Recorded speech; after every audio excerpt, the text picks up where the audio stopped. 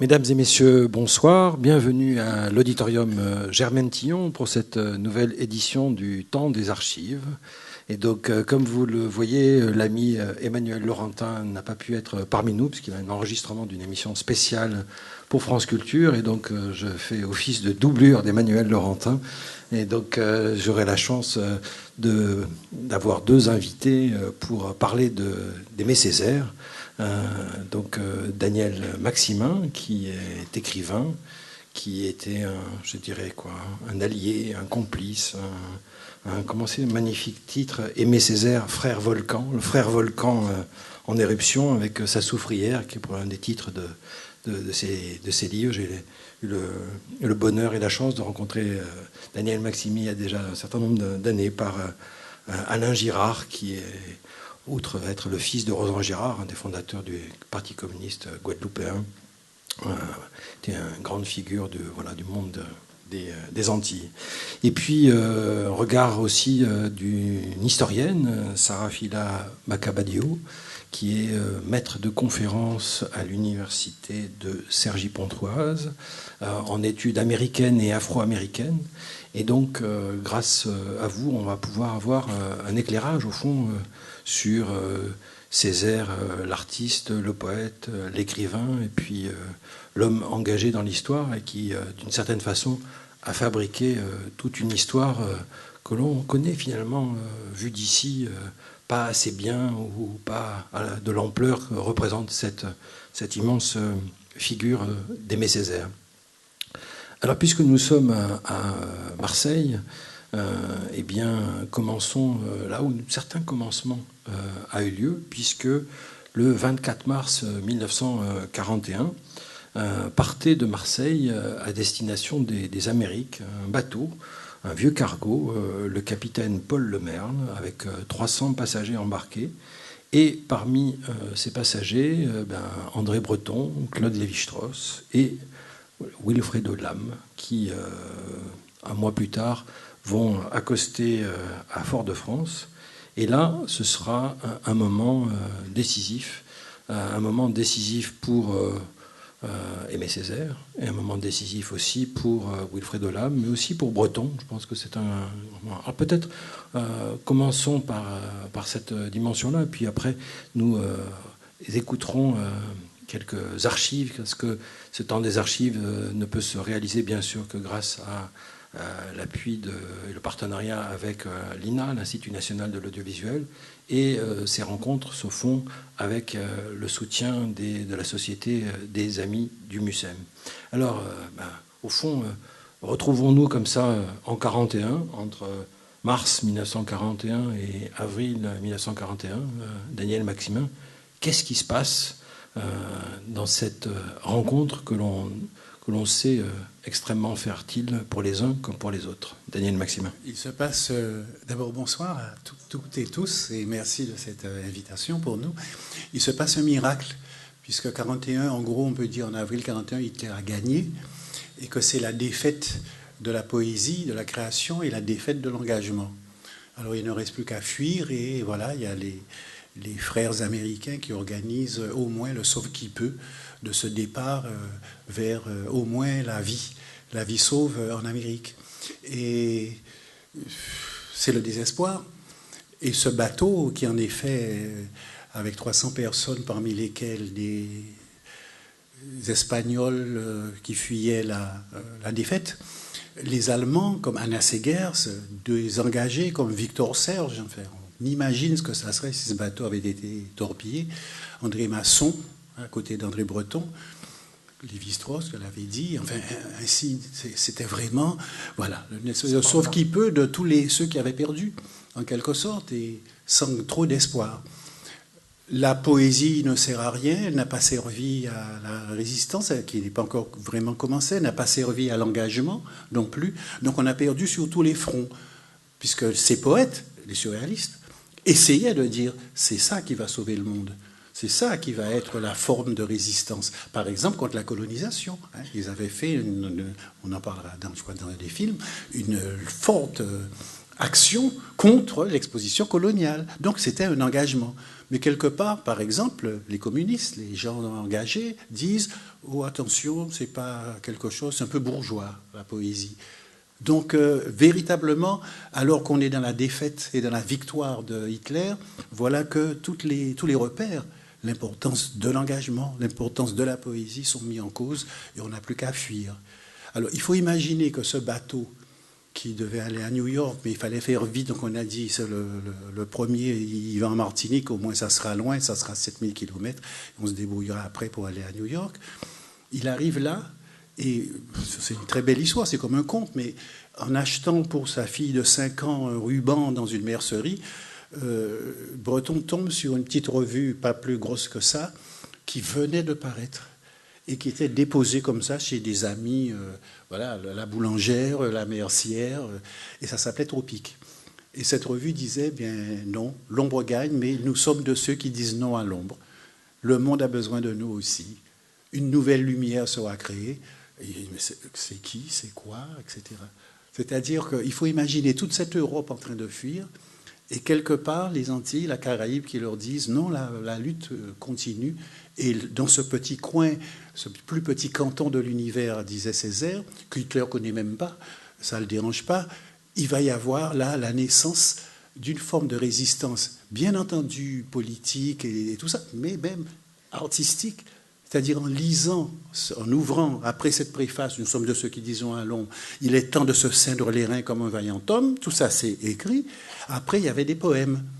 Et Breton redécouvre une poésie qui avait été rejetée comme trop surréaliste et qui dit l'engagement, ses cahiers de retour. Il dit, voilà, je suis tombé sur le plus grand monument lyrique de ce temps. C'est là où il découvre le cahier d'un retour au pays. Voilà, voilà. Et c'est-à-dire une poésie qui est à la fois, entre guillemets, surréaliste, engagé, moderne, avancé, etc., qui n'est pas en train simplement de décrire le réel pour le peuple, et en même temps un engagement profond, et c'est ce qu'ils n'avaient pas réussi à faire. On les avait chassés en quelque sorte. Ils avaient tenté ça, cette rencontre entre l'engagement de l'homme, l'engagement politique, et en même temps la création. Mais non, c'est soit l'un, soit l'autre, on leur dit. Et là, c'est ça qui a été très très fort, et tous ont été transformés par cette chose. Breton a repris confiance. La fameuse rencontre avec Wilfrid Olam qui a été vraiment... Alors là, ça a été complètement décisif, parce que ces gens qui les accueillaient, eux-mêmes avaient été dans le doute. On leur avait dit, au mieux, vous tenterez d'être des bons Européens. Premier de la classe, l'école normale, l'agrégation pour Senghor, etc. Oubliez l'Afrique, l'Asie, l'Amérique, tout ce qui vous constitue. Et eux, ils avaient, de manière très douloureuse, c'était une douloureuse parturition, dira Senghor, du cahier d'un retour, avec beaucoup de rêves de suicide, même là-dedans, à ce moment-là, à cette époque-là. Ils ont réussi à trouver leur langage, à trouver leur écriture et à trouver leur engagement, à dire nous savons ce que nous sommes la Caraïbe, nous sommes des Antillais.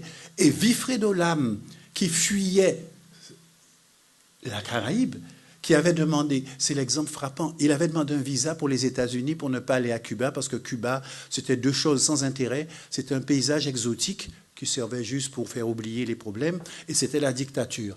Il a dit, je ne veux pas qu'un seul coin de mon tableau soit complice de ça. La meilleure manière, c'est de partir. Il a demandé New York. Les États-Unis lui refusent le visa. Il est obligé de rester dans la Caraïbe. Et grâce à ce passage, avec Césaire, avec Suzanne Césaire, avec les autres, il découvre cette chose extraordinaire, mais qu'on doit découvrir, qui n'est pas évidente, que cette nature, elle est un modèle de résistance. Que cette nature, que ces cyclones, que cette violence, que cette force, que cette vitalité, et d'un seul coup, je dis bien d'un seul coup, puisque ce qu'il peignait avant, même à Marseille, avec André Breton, dont il a illustré Fata Morgana, il n'y avait pas une goutte de paysage. Et d'un seul coup, il devient le grand Wilfrid Olam avec la jungle, avec ses grands arbres, qui est on peut voir au Centre Pompidou en ce moment. Voilà, et qui est cette forêt martiniquaise dans laquelle Césaire l'avait emmené pour lui dire « Mais ça, c'est nous. Il faut que nous sachions lire au-delà de l'image d'exotisme et d'oubli la puissance de cette nature qui explique ce que nous sommes et qui nous enracine, qui enracine notre engagement dans notre pays composé de tous les continents. » Voilà, la force poétique et de Césaire et de Daniel Maximin. Alors peut-être avant de parler d'histoire, si vous le voulez bien, à moins que vous souhaitiez ajouter quelque chose sur ce moment historique, où on regarde la première archive. On regarde la première archive, parce que ça me fait penser à ce que disait Césaire dans le discours sur la négritude, sur la première négritude, et en parlant de la Renaissance de Harlem et de la réflexion que les artistes avaient à ce moment-là. Mais on va peut-être regarder la première archive. Lumière noire.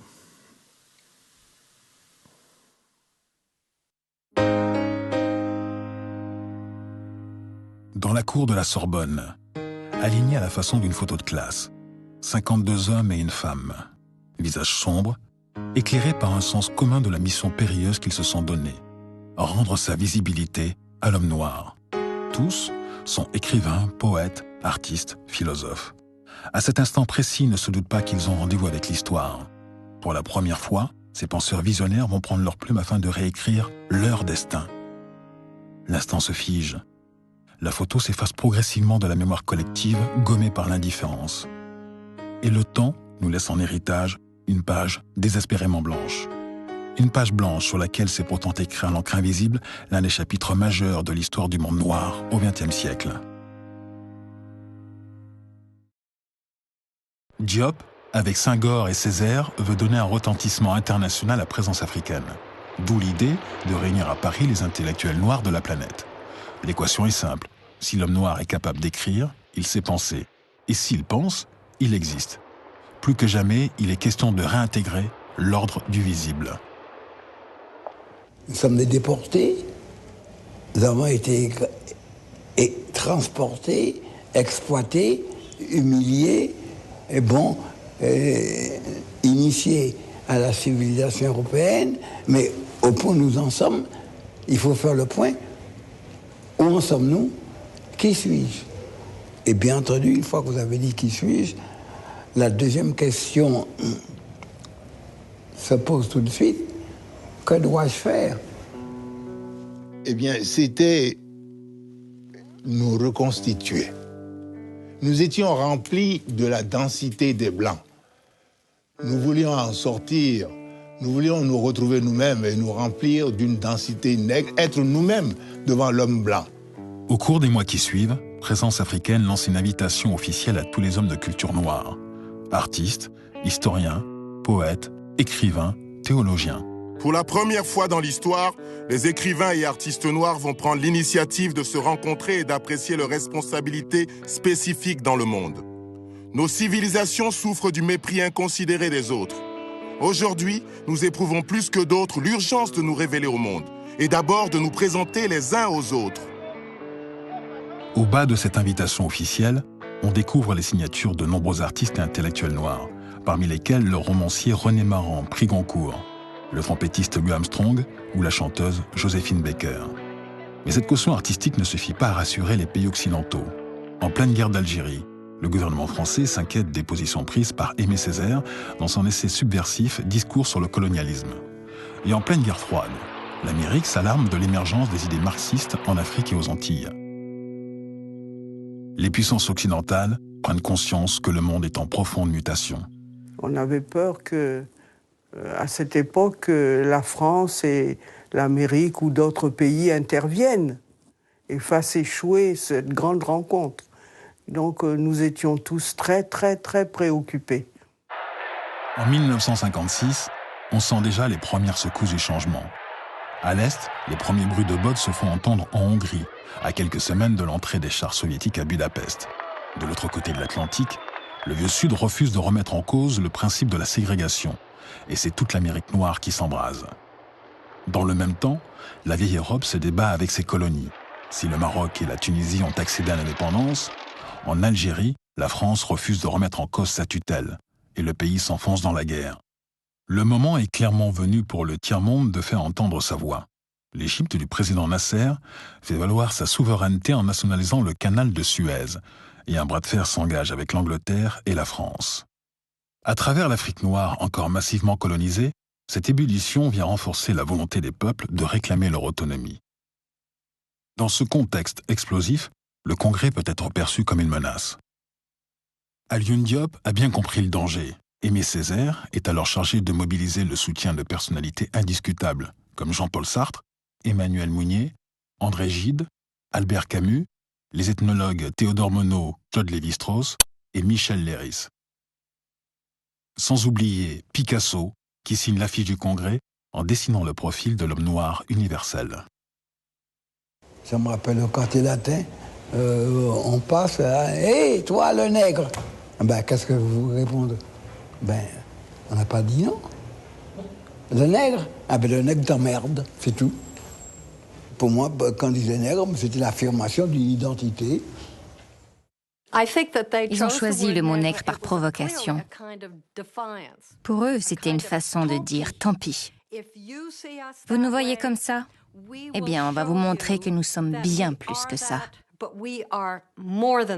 La polémique s'amplifie l'après-midi du 20 septembre, lorsqu'Aimé Césaire met le feu aux poudres avec un discours très violent sur le colonialisme. On s'est demandé en particulier quel est le commun dénominateur de ce congrès qui unit des hommes aussi différents que des Sénégalais et des Américains du Nord, des Dahoméens et des Antillais, des Nigériens et des Malgaches. La réponse, ou du moins une des réponses, me paraît évidente. Ce commun dénominateur, c'est la situation coloniale. Et nos frères américains eux-mêmes sont, par le jeu de la discrimination raciale, placés de manière artificielle et au sein d'une grande nation moderne, placés dans une situation qui ne se comprend que par référence aux mœurs du colonialisme, dont ces mœurs sont d'ailleurs une séquelle. La situation coloniale, ça je n'ai jamais oublié, et que dans cette situation coloniale, il ne pouvait pas y avoir de culture. La notion même de colonisation est l'inverse de l'idée même de la culture. Et il a fini son magnifique exposé par « Laissons nos peuples entrer sur la grande scène de l'histoire », n'est-ce pas? Il a une ovation. Laissez entrer les peuples noirs sur la grande scène de l'histoire. On est là à travers ce document avec beaucoup de références historiques.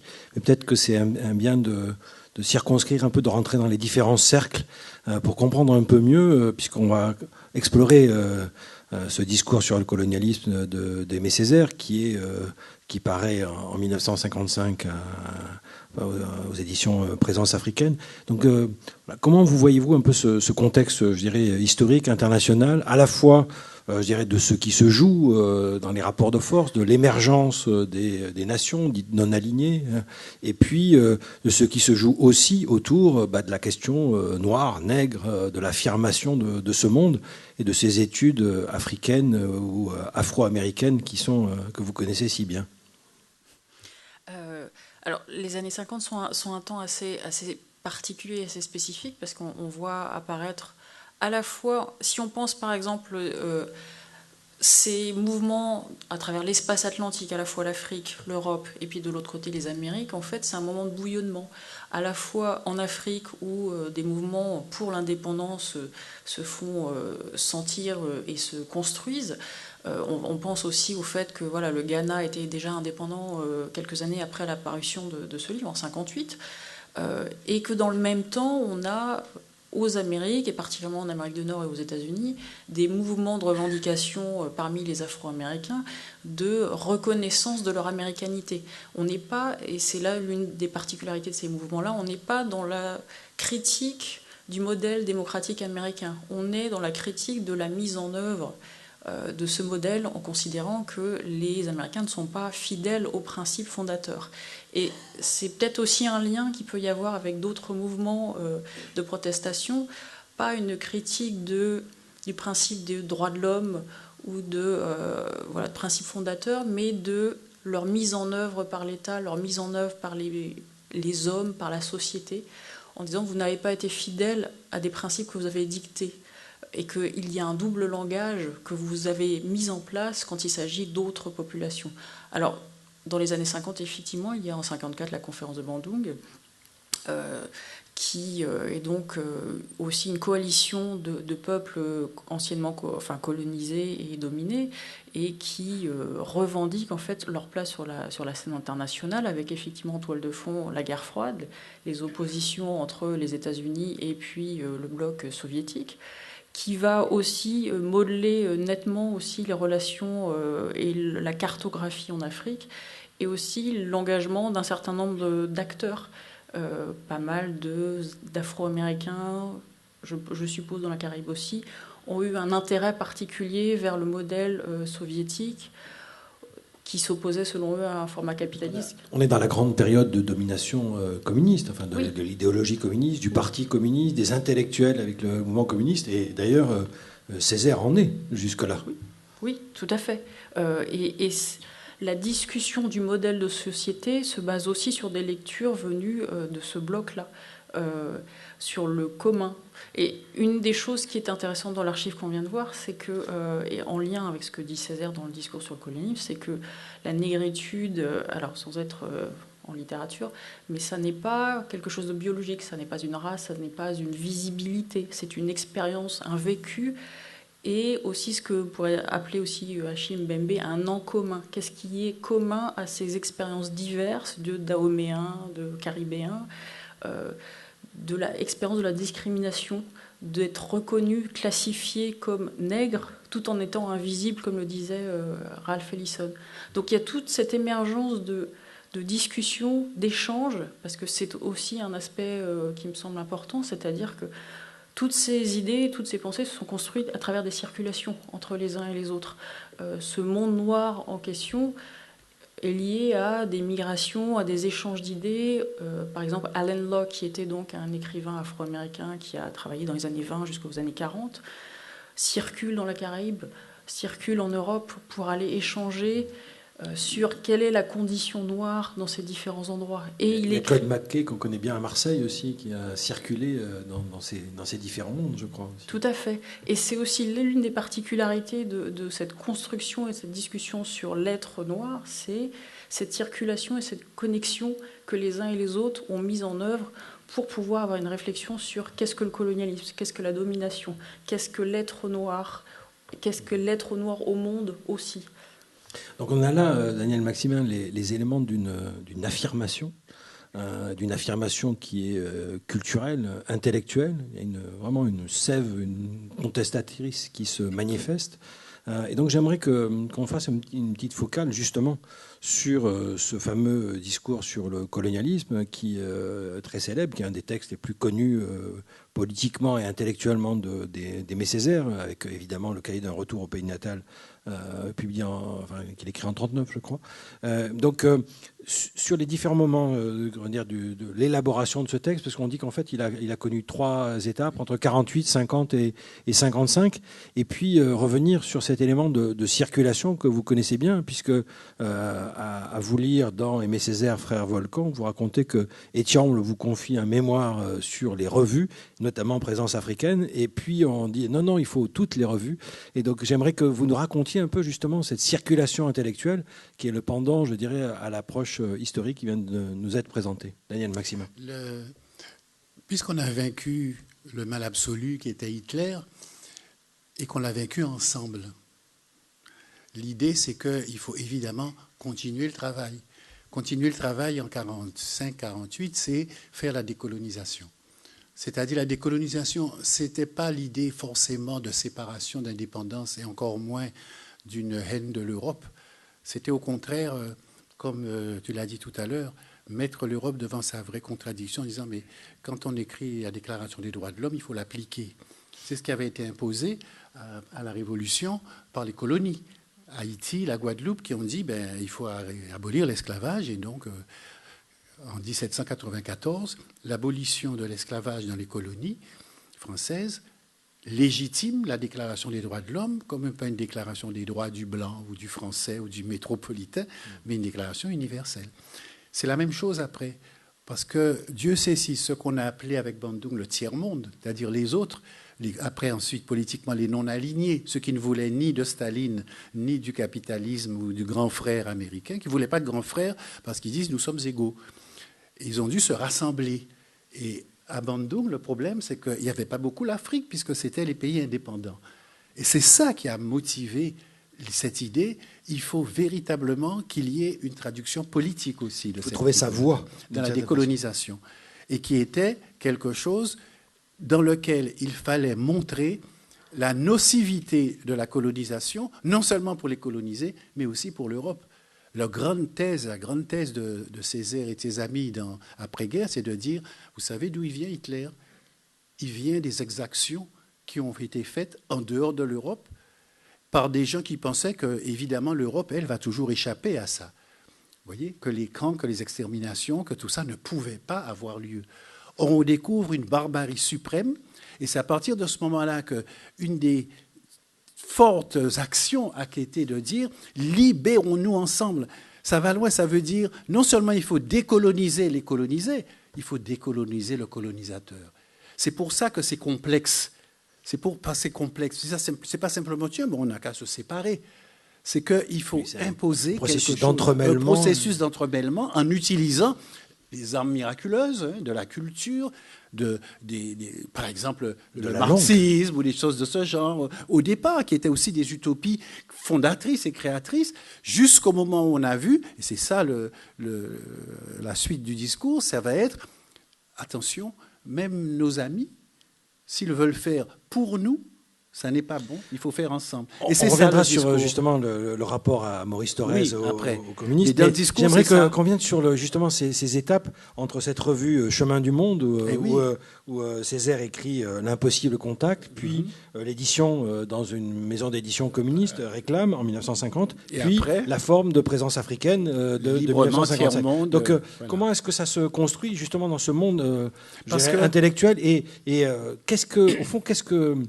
quelle est la singularité de cette parole de Césaire dans ce discours sur le colonialisme? Elle est originale parce qu'une tendance majoritaire depuis l'avant-guerre jusqu'aux années 48-50 a été de dire mais celui qui doit mener, y compris la libération des autres, c'est l'Europe. On va faire ça pour vous. Pourquoi? Parce que l'aliénation est trop grande chez les colonisés. Parfois, c'est le sauvage, c'est le barbare. Et Césaire s'est amusé, je dis bien amusé, à rassembler au fur et à mesure des éditions, des exemples. Alors, ça augmentait de taille, parce qu'on lui avait demandé dans cette revue Chemin du Monde, qui était une revue de droite, qui voulait montrer un peu, voilà, maintenant c'est important, nous allons, en tant que grands frères, aider à l'émancipation des autres humanistes, voilà. Et donc, on voyait tous les bienfaits. Et comment l'anthropologie, l'ethnologie, l'histoire, la géographie, les intellectuels allaient aider, mais comme grand frère qui décide pour les autres, pour le petit frère qui est malheureusement aliéné. Et Césaire cite, c'est amusant, des textes de savants, de psychanalystes comme Olivier Manoni, qui expliquaient que, par exemple, le malgache, par sa constitution inconsciente, appelait le colonisateur, il avait besoin d'un maître. Heureusement, l'Europe est arrivée et lui a donné cette maîtrise qui fait qu'on a accepté la... Alors ça fait rire aujourd'hui. Mais c'était de vraies croyances. Les livres de sciences, de biologie, étudiaient les formes des crânes en disant que, par exemple, le cortex de l'arabe est un peu plus réduit, ce qui explique la tendance à la violence. Mais ce n'est pas des racistes qui racontaient ça dans des journaux. C'était des thèses scientifiques à l'appui de la colonisation et du fardeau de l'homme blanc qui avait vraiment beaucoup de travail avec tous ces sous-développés qu'il allait falloir émanciper. Et c'est ça que Césaire, je dis bien s'amuse, pratiquement, parce que quand on lui dit « c'est pas vrai, c'est pas croyable, il a inventé ça ». Et des gens comme Roger Caillois, des grands savants, qui expliquaient à le barbare, ben oui, comme il a été aliéné, c'est ça cette fameuse idée, il ne peut pas faire tout seul les choses. Et Césaire manifeste avec force, avec violence, cette idée-là en disant « mais tout ça est faux ». Alors il est obligé de faire la liste. Il y a Pierre Gourou, un géographe. Ah, la géographie. Ah ben oui, là où il fait chaud, on ne peut pas penser profondément parce qu'il fait chaud. Alors ça nous fait rire, nous. Mais c'était une thèse sur la théorie des climats. Alors, en disant, plus il fait frais, plus on réfléchit. Et donc, c'est normal que le rationalisme ne soit pas. Alors que toutes les grandes pensées d'Asie, d'Afrique, du monde arabe et tout ça, étaient depuis des siècles des choses dans lesquelles le rationalisme était présent. Et voilà, donc c'est ça, c'est un pamphlet, parce qu'il dit non, il faut que je mette un coup de pied dans la fourmilière. Et comme c'est une revue qui ne savait pas qui j'étais, disait-il, il croyait que j'allais dire expliquer un petit peu historiquement comment les choses s'étaient passées. Et puis alors les Antilles, c'était bien les Antilles, parce que nous on a réussi l'assimilation et tout. Donc, oui, Césaire, il va nous faire un truc super pour montrer comment c'est bien qu'on ait échappé à la sauvagerie. Et alors c'est là qu'il se déchaîne avec le discours. Alors justement, est-ce que pour vous ça marque une rupture, ce discours sur le colonialisme? Est-ce que dans l'histoire des idées, est-ce que dans la façon de formuler les choses, on va le voir après puisque le film nous l'a montré avec le congrès de 1956, je dirais de faire le lien entre ces moments-là, qu'est-ce que ça représente du point de vue de l'histoire des idées comme mode d'affirmation et de cette équation entre, je dirais, colonialisme et civilisation ou anti-civilisation, puisque ce sont des questions qui sont toujours à l'œuvre d'une certaine façon. Alors, moi j'avais lu ce discours-là il y a plus de 20 ans quand je passais mon bac de français. Et je pense que ce qui m'avait choqué à l'époque et étonné, c'était le ton, la clarté. Oui. La clarté de choses qui étaient pensées sous-jacentes pour pas mal de gens, y compris moi, et qui étaient dites, posées là, et expliquées avec une trame historique que je ne comprenais pas à l'époque. À savoir quand il fait effectivement la liste d'un certain nombre d'auteurs qui ont des discours proprement racistes, il explique bien que ce ne sont pas des cas exceptionnels et ce ne sont pas des gens qui sont à la marge de la société française, ce sont des gens qui ont un poids dans la société, dans le monde politique, dans le monde littéraire, et qu'il parle d'une imprégnation qui date effectivement du 19e siècle et de certaines représentations, et ça oblige aussi à repenser nos propres catégories. C'est-à-dire qu'en le relisant là, dans quelle mesure on est toujours imprégné par ces catégories, ces représentations, chose que je fais, voilà, j'ai des étudiants en face de moi un certain nombre de jours de l'année, de la semaine, et les images et les imaginaires qu'ils ont du noir viennent de cette période-là. Et si on peut leur faire lire en fait Césaire, d'un point de vue historique, on voit que c'est un moment particulier, que c'est un discours, et je ne suis pas sûre qu'on pourrait avoir encore ce discours avec ce ton-là aujourd'hui. C'est une interrogation que j'ai en fait en ayant relu le texte. Est-ce qu'on pourrait dire les choses de manière aussi claire, aussi directe, tout en retraçant la généalogie en fait des idées?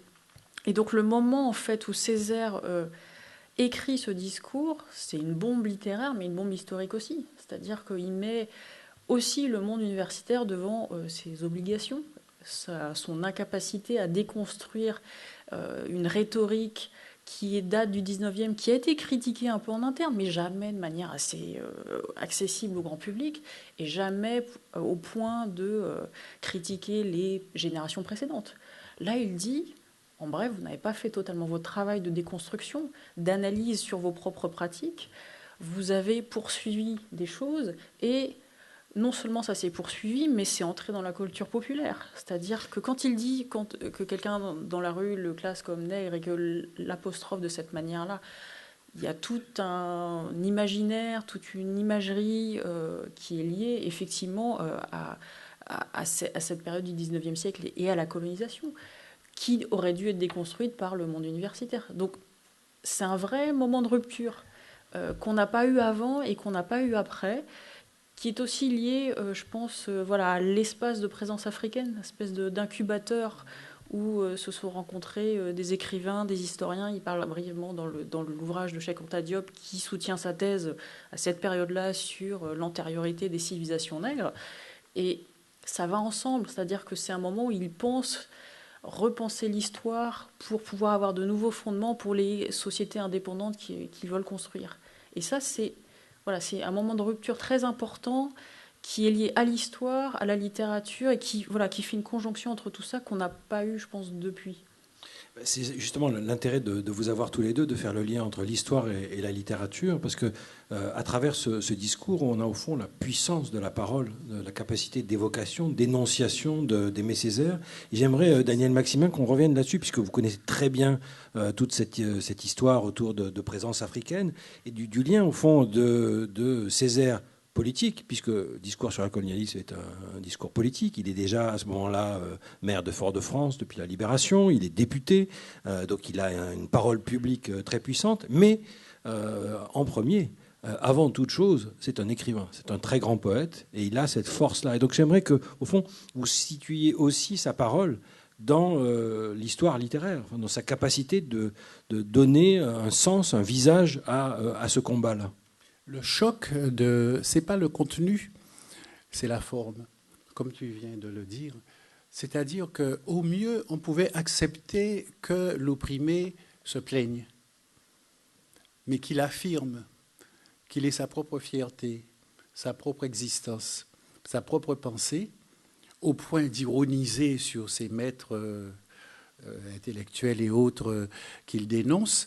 Ça, c'était parfois même inacceptable. On dit, mais dis, pour qui il se prend? Et oui, de parler d'académiciens, de Jules Romain, de Roger Caillois, de grandes figures comme ça, en disant, regardez les sottises qu'il raconte, et en le disant avec humour, et en le disant avec une parole créatrice, et non pas avec une espèce de plainte générale, voilà, malheureusement, voilà ce qu'on a fait de nous. Il dit, non, vous savez, nous, on est au-dessus de ça. Comme il dit, c'est pas simplement aller dire merde à celui qui le traite de sale nègre, mais c'est poser son identité comme existante, comme étant là. Il sait qui il est. Il sait que la peau est un masque, comme je dis, et que c'est un masque dont nous savons qu'il cache l'humain derrière, l'humain commun. Mais il y en a qui ne le savent pas. Alors on va leur expliquer gentiment. Et donc, allez, on va faire une tâche dans cette revue qui n'avait autour d'elle que des articles comme ça. Et pour ça, il faut la parole, voilà. Et pour ça, la il faut force un lieu. D'où elle vient. Et pour ça, il faut un lieu, c'est-à-dire une revue, une maison d'édition, oui. Et puis ce fameux congrès. Donc j'aimerais que on en dise quelques mots, parce que c'est quand même... Présence africaine, c'est une histoire très importante pour Aimé Césaire. Absolument, à Lyon Diop, après la guerre. Mais c'est toujours le même... Il faut continuer la libération du monde. Il faut libérer l'Europe de la colonisation. Il faut libérer le tiers-monde, l'Afrique, etc. Et l'arme c'est la culture. C'est ça qui est génial. On va faire une revue, une maison d'édition, une librairie qui devient, presque jusqu'à aujourd'hui, pratiquement le seul centre culturel à Paris de ce monde francophone. Que tout le monde s'y retrouve. Ici. Tout le monde s'y retrouve. En ce moment. Et que tout le monde, comme on dit, passe. On passe à présence. Tout le monde vient. Et là, on cause, on discute. Il n'y a pas de chaise, c'est une librairie. On est debout, on parle. Ah tiens, il y a Césaire qui passe. Cheikh Anta Diop. Alors, mais vos idées, là. Ou des anglophones qui étaient là. C'était vraiment un centre. Et alors, idée folle. Vous imaginez ces gens, assez jeunes par ailleurs, en train de dire, on va réunir tous les Noirs du monde.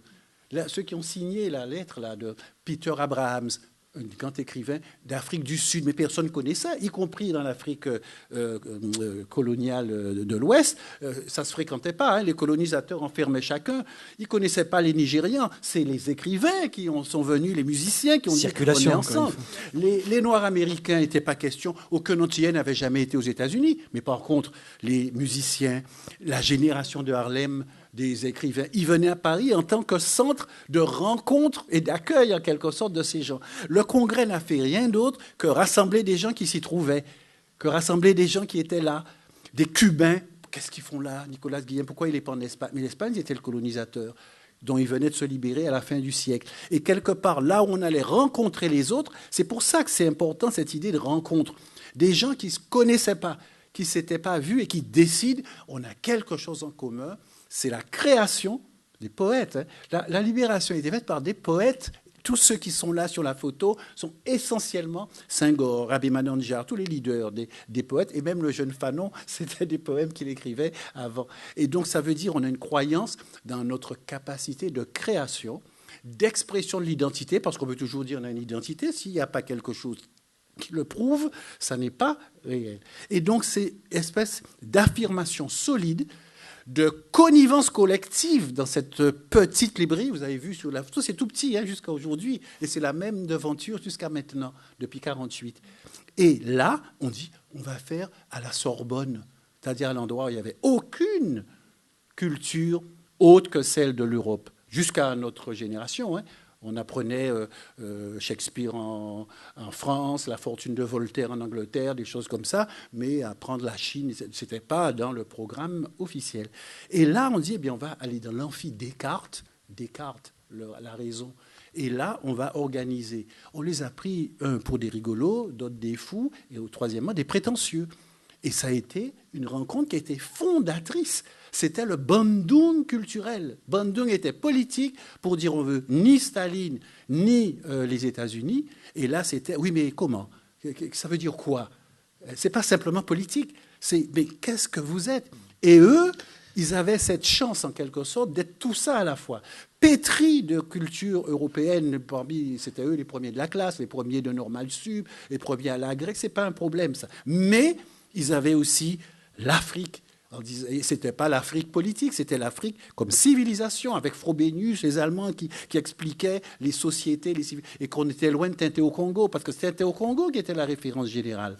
Vous voyez, y compris chez nous aux Antilles, y compris pour nous, comme je disais un peu, quand on découvre ces choses-là, nous, on a été pétris d'un certain nombre de choses. Et c'est pour ça que c'est culturel, c'est pour ça que c'est un acte libérateur ultime, c'est-à-dire la poésie. C'est-à-dire la musique qui explique que ce soit des gens comme ça qui aient porté cette rencontre. Alors comme on parlait de poésie, de connivence, de circulation, on va voir la deuxième archive qui justement parle d'un grand allié et ami d'Aimé Césaire, qui est Léopold Sédar Senghor et son entrée à l'Académie française. 6 mai 1931, métro Porte Dorée. Sur 110 hectares aménagés au bois de Vincennes, vient de s'ouvrir l'exposition coloniale. À des centaines de milliers de visiteurs extasiés devant cette vitrine grandeur nature, une brochure sera distribuée qui vantera les mérites de cette France de 11 millions de kilomètres carrés et de 100 millions d'habitants. Mais un texte clandestin circulera également, comme pour se substituer au non-dit de tous les figurants de cette superproduction. On y lira notamment « À bas l'impérialisme français et ses brigandages coloniaux, vive la lutte des peuples opprimés et leur émancipation complète ». L'exposition de 1931 a consacré l'épiphanie de l'Empire et ouvert le procès de la colonisation. Du côté métropolitain, nous le mettons en doute le bienfait de l'œuvre, mais quelques-uns s'interrogent sur le bien fondé du droit. Quant à l'autochtone, l'apprentissage d'une culture étrangère lui fait tout naturellement prendre conscience de la sienne. Et la tentation est peu résistible de retourner contre le dominateur les armes offertes par le pédagogue. De l'accusation, vous retenez des preuves impitoyables, mais dont l'enrobement poétique estompe la visibilité. 200 millions de morts, c'est l'abstraction de la tragédie antique. 10 millions de déportés dans les maladreries des navires, voilà qui parle davantage, mais de si loin. Et quand, évoquant les enfants traqués et opprimés de l'Afrique, vous lancez l'apostrophe, vous en avez fait les mains noires de ceux dont les mains étaient blanches, l'image est si belle que la vindicte s'en trouve exorcisée. L'Europe blanche est une grande coupable. Vous la condamnez à recevoir la miséricorde. Le cas de la France en distingue. Elle a partagé les péchés et les co-auteurs des crimes, mais selon la règle du Sanhédrin, vous devez aussi assumer la défense. Et au cœur de la défense, vous trouvez l'apologie. Car la France est aussi son autre personne. L'autre personne de la France, c'est le peuple qui a proclamé l'abolition de l'esclavage. C'est le peuple de feu qui a écrit la fraternité sur la première page de ses monuments. La France a ouvert votre cœur, dites-vous, à la connaissance du monde. Avec elle, les mains blanches ne sont pas venues les mains vides. Aimé Césaire a nommé c'est-à-dire appeler à sa prodigieuse destinée la négritude, qui n'est rien d'autre, comme je l'ai souvent dit, que l'ensemble des valeurs de civilisation du monde noir tout entier. Je me rappelle qu'à cette époque-là, Senghor lisait tous les matins un article de Léon Blum qui paraissait dans le Populaire, et c'était son ami Pompidou qui l'y avait initié. On parlait de tout, on parlait beaucoup de philosophie, et la chose la plus frappante, c'est que surtout, on parlait de nous, on parlait négritude. Et la rencontre avec Senghor a vraiment été pour moi déterminante, parce que si j'étais à la Martinique en état vague d'insatisfaction, je ne savais pas très bien ce qui me manquait, mais j'ai très bien compris quand j'ai rencontré Senghor. C'est lui qui m'a révélé le manque que je ressentais à la Martinique. Eh bien, tout simplement, c'était... Il me révélait un petit peu tout ce monde noir qui était complètement occulté à la Martinique. Il m'apportait une certaine connaissance de l'Afrique, et à l'entendre, à l'écouter, à lire les lectures qu'il me suggérait, eh bien, je me suis rendu compte que par le détour de l'Afrique, c'est moi-même que je retrouvais. Et j'en ai conclu que pour bien comprendre la Martinique, il fallait prendre le large, il fallait faire le détour, faire le grand tour et y revenir. C'est vous qui avez inventé le mot. Oui, c'est moi qui ai inventé départementalisation. C'est un mot difficile à prononcer. Absolument, mais c'était de la néologie. Vous l'avez fait exprès, là. Absolument, sans doute. C'était, mais assimilation m'a toujours paru affreux. Ah, c'est affreux, c'est abominable. Abominable. Réduire l'autre à soi-même, on assimile. C'est presque... Oui, on phagocyte, quoi. On phagocyte, on ingurgite et on digère. Ben non. Bon. Je ne parle pas des produits de la digestion. Bon, alors, par conséquent, je parle de la départementalisation, qui est une mesure purement technique, administrative, n'est-ce pas? Et en même temps, j'indique, oui, mais enfin, nous ne devons pas renoncer non plus à être nous-mêmes. Et alors, je préconise en réalité quelque chose qui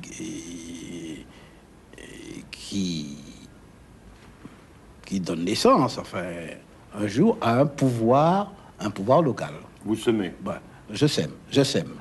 Mais d'ailleurs, certains de mes amis n'étaient pas tellement contents. Et, me disant, mais non, ce qu'il faut, c'est l'assimilation pure et simple, l'assimilation intégrale, un point c'est tout. Mais j'en sentais bien les dangers. Bon. Alors bref, en tout cas, cette loi, jamais aucune loi n'a été aussi populaire. Alors, la chose remarquable... Voté à l'unanimité, je crois. À l'unanimité, mais avec de fortes réticences du gouvernement. C'est les gouvernements qui n'étaient pas tellement... C'est le gouvernement Gouin, non? Tous, ils trouvaient toutes sortes de raisons, ils n'étaient pas du tout pressés de faire de nous des Français à part entière. Certes. Bon. Donc j'ai compris donc que le peuple africain avait bien raison. Mais oui, parce que ça leur coûtait cher, ils renonçaient à un certain nombre de privilèges, etc., etc. Voilà, d'insolents Africains qui prétendent maintenant être les Français. Parce que cette loi colportait en même temps une idée d'égalité. Oui, c'était en une certaine manière porter la hache dans le pouvoir colonial. L'Afrique bouge, l'Afrique du Nord, l'Afrique noire, des mouvements un peu partout. Je dis attention, la révolte malgache n'est pas tellement lointaine. Je connais fort bien Rabé Manandjar. Attention, est-ce que nous ne sommes pas engagés dans une impasse? Et je me rappelle un discours d'un homme qu'on a beaucoup publié, Paul-Henri Tedjen. Oui. Vous vous souvenez de lui? Très important. Très important. Oui. Qu'est-ce que Tedjen dit? Tedjen, pour un jour, prend la parole. Il faut dire, écoutez, messieurs, voilà, nous discutons maintenant de l'Union française. Il y a plusieurs doctrines. Il y en a une, par exemple, l'assimilation. Il faut savoir ce que vous allez faire. Il faut bien savoir ce que c'est que l'assimilation. L'assimilation, c'est l'assimilation des cultures, c'est aussi l'assimilation des lois, l'assimilation juridique, c'est l'assimilation des niveaux de vie.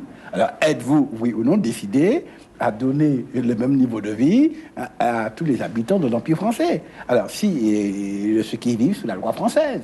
Alors, si oui, dites-le.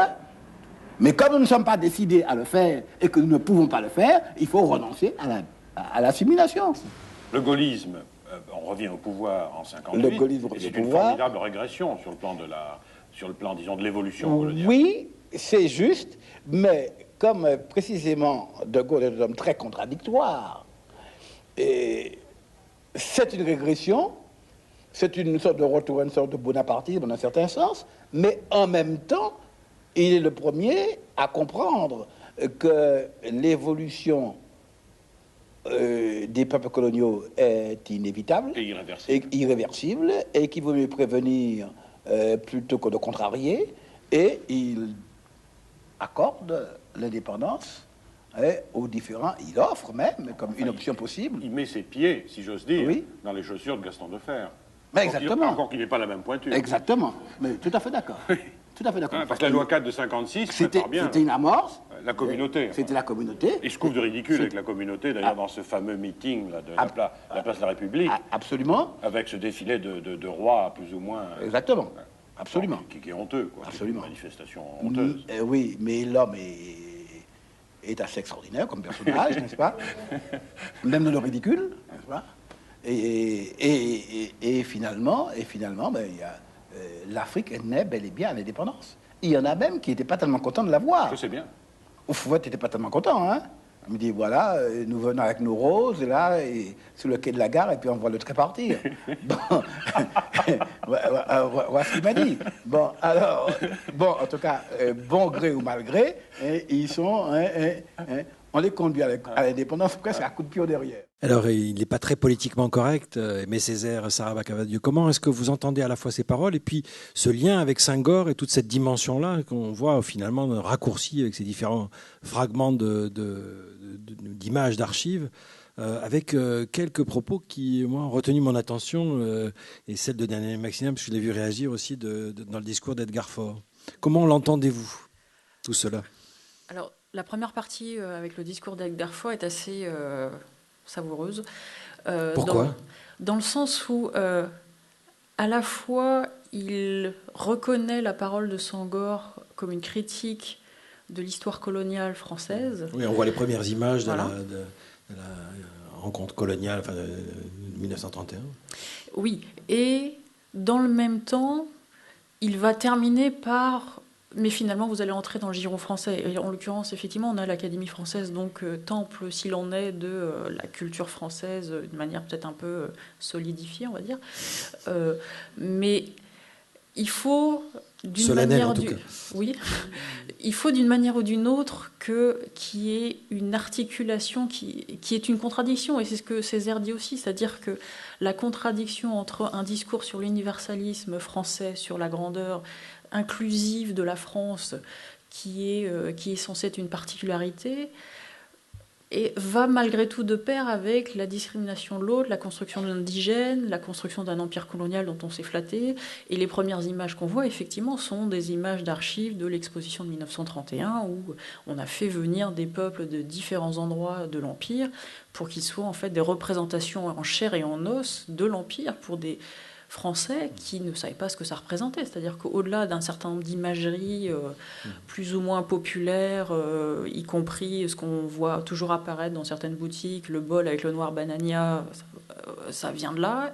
Et les gens ne savaient pas ce que ça signifiait. On pouvait leur dire que l'Empire... Ce noir banania, il a été assez décisif pour Senghor et Césaire dans leur réaction intellectuelle, justement. Parce qu'il concentre tout un ensemble de caractéristiques jugées à la fois physiques, morales et intellectuelles associées au noir. Le noir est un sauvage. Le noir n'est pas par essence intelligent. D'ailleurs, dans les tests de craniologie du 19e siècle, il était la dernière étape avant le singe, qui est donc l'absolue idiotie. Il est toujours heureux, toujours souriant. Il est de la chair à canon qui ne va pas comprendre ce qui va lui arriver. Donc, ce genre d'imaginaire faisait partie effectivement de ce que les gens voyaient dans leur quotidien avant d'aller voir les gens en chair et en os, et leur codage et leur manière d'interpréter la vie de ces gens, parce que pensez quand même que ce sont des constructions. On leur a demandé de construire des maisons qui étaient censées ressembler à leur habitat dit naturel. Donc l'imaginaire du noir qui vit dans une case suspendue en l'air vient aussi de cette période-là, chose que j'ai pu retrouver dans un musée à Chicago il y a quelques années, à l'identique. La circulation encore. Oui. Dans la pire des formes. Dans la pire des formes. Mais ce que la négritude oppose, c'est une confrontation directe de l'européen et du français à cet imaginaire, à cette construction, en leur disant c'est une construction qui a été confortable pour nous tous en tant que Français pour construire l'empire colonial, mais c'est une construction. Et ça n'est pas nous, et ça ne sera jamais nous. Une autre chose qui est intéressante dans ce que dit Faure, c'est que pour qu'il y ait une identité et quelque chose lié à la négritude, il faut que ça passe par une espèce de reconnaissance de la France et de l'ancien colonisateur. C'est-à-dire qu'il faut qu'il y ait cette relation-là qui soit même inversée, mais il faut qu'elle existe. On ne veut pas lâcher le pouvoir symbolique comme ça. Enfin, c'est vrai. Très éloquent dans l'habit, comme ça, solennel de l'Académie. Et c'est difficile de tout déconstruire d'un coup, c'est vrai. Mais il pense, dans sa représentation, l'être noir ou la négritude comme il faut une validation. Et il ne peut pas y avoir une existence autonome, à la fois historique, politique ou autre, qui serait juste l'Europe reconnaissant que, voilà, effectivement, il y a des civilisations, des histoires et des cultures autres qu'elle a dominées pendant un certain temps, mais qui n'ont pas de tutelle. Alors, il y a Senghor et Césaire. Donc j'aimerais peut-être, Daniel Maximin, en quelques mots, que vous nous évoquiez ce lien, parce qu'il est fondateur de ce mouvement qu'on appelle la négritude, avec quelqu'un dont on parle très peu, qui pourtant vous avez bien connu, qui est Léon Gontran de Damas. Et puis on voit des images d'archives avec la venue de Senghor en Martinique, je crois que c'est la première fois qu'il vient en Martinique, et c'est pour Aimé Césaire un moment extrêmement important. Et au fond, ce qui me paraît aussi intéressant dans ce que raconte Césaire, ce qu'il dit notamment de l'assimilation, parce que c'est une actualité par rapport à l'universalisme et à tous les débats que nous pouvons avoir aujourd'hui sur le rapport entre la sensation du divers, comme dirait Ségalen. Il dit des choses très fortes. Quelle est pour vous, justement, à partir de cette trajectoire et de ce lien Senghor-Césaire, l'actualité de cette pensée d'Aimé Césaire aujourd'hui ? L'un ne va pas sans l'autre. On a beaucoup tendance à s'amuser de Senghor en disant « Regardez, lui, il est là, imité, il met un costume d'Académie française ». Senghor avait dit « J'ai un programme. J'arracherai tous les rires banania sur les murs de France ». 1932. Et pour ça, il s'y tient. Il s'y tient. C'est-à-dire que la grande idée, c'est que c'est l'autre qui est aliéné. C'est pas Césaire, c'est pas Senghor, c'est pas le colonisé qui est aliéné. Il sait ce qu'il est. Il sait même qu'il est aussi partie de l'autre. Il sait même qu'il y a cette partie d'Europe et même il la cherche. On va étudier les philosophes allemands, Nietzsche, tout ça. Tout ça fait partie de ce qui fait un être humain de ce siècle. Et eux, ils le savent. Et ils savent que, ben oui, chacun a une peau différente et que ça, c'est secondaire. Ceux qui ne le savent pas, c'est les colonisateurs et encore plus ceux qui sont dans le pays et qui ne savent même pas qu'il y a un empire colonial, à quoi ça ressemble, sauf qu'on vient par millions pour regarder l'exposition coloniale. On découvre l'Asie, l'Afrique, Guillemets, des civilisations, des religions. Mais il faut voir, il y avait la queue. Mais c'était positif. Parce que quelque part, on découvrait enfin l'autre de sa culture, indépendamment du fait qu'on disait ils sont parqués, c'est des bêtes comme au cirque, etc. Mais il faut dire que l'aliéné était celui qui ne savait même pas que ça existait. Et donc, quelque part, le travail consistait à dire, vous savez, vous êtes comme moi. Alors qu'on croyait que l'autre allait imiter. C'est ce qu'on avait appelé l'assimilation aux Antilles. Non, ce n'est pas de l'assimilation, c'est de dire on veut l'égalité. L'égalité sociale, on a obtenu la liberté avec l'abolition de l'esclavage. Maintenant, on veut l'égalité. Par exemple, la sécurité sociale, des choses comme ça, donc des batailles syndicales et autres. Mais en même temps, mais ce n'est pas pour ça qu'on est pareil. Le grand drame de ces rencontres ratées dans cette pensée coloniale, c'était de penser, au moins, si on veut être égaux, c'est mieux si on est pareil. C'est la Révolution qui a dit ça, c'est l'abbé Grégoire. On dit, oulala, les Français, oulala, Alsace, Corse, comment on va faire un peuple avec tout ça? Mais on va éliminer tout ce qui est différent. Les langues, on connaît ça. Voilà.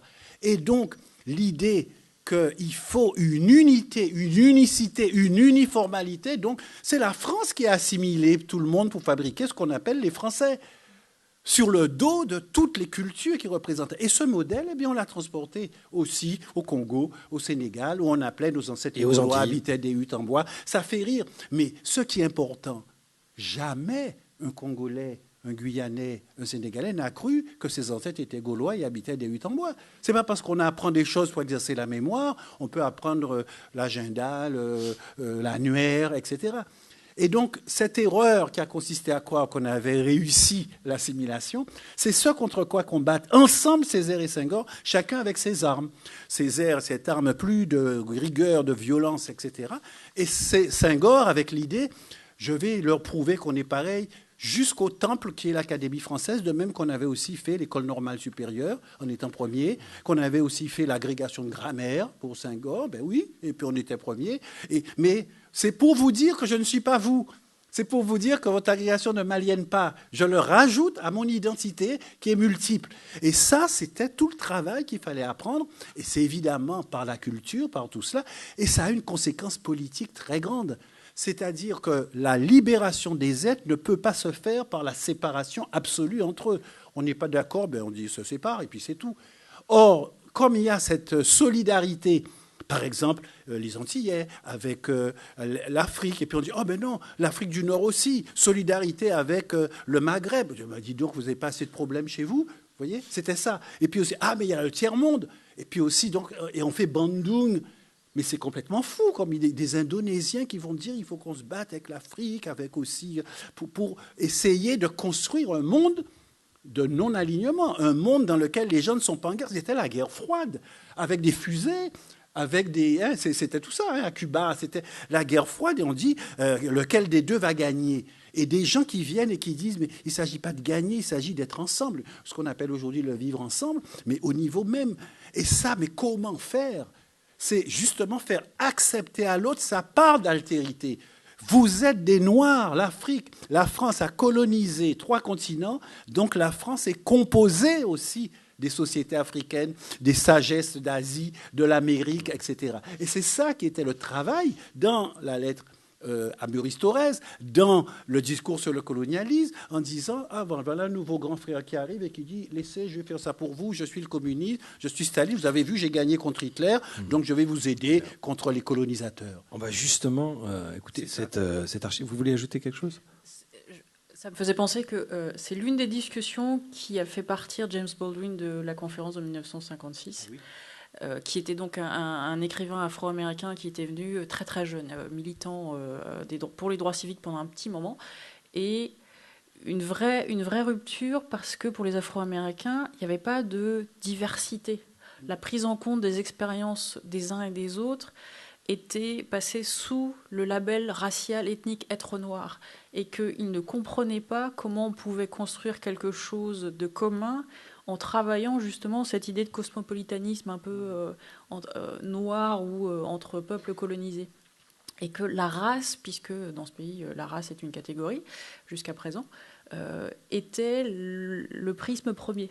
Et que donc, du coup, c'est l'une des raisons pour lesquelles certains d'entre eux sont partis avant la fin de la conférence, d'ailleurs, parce qu'ils ne comprenaient pas que le noir n'est pas une catégorie, ne réunit pas uniquement. Il faut autre chose. Il faut une construction derrière. Et tout ça par les chantres de la négritude, pourtant. Oui, mais la négritude n'était pas raciale et pas absorbée par les Afro-Américains. On est dans les années 50. Ce n'est pas du tout une assignation identitaire. Non. Loin s'en faut. Alors qu'aux États-Unis, c'est une assignation identitaire. Et qu'ils se sont appropriés et qu'ils ont renversé. Mais ça reste une lecture minimale. Alors, on va voir une archive sur la fameuse lettre d'Aimé Césaire à Maurice Thorez, qui, pour vous, est extrêmement importante. Et je crois qu'elle s'inscrit, Juliette, dans ce discours sur le colonialisme.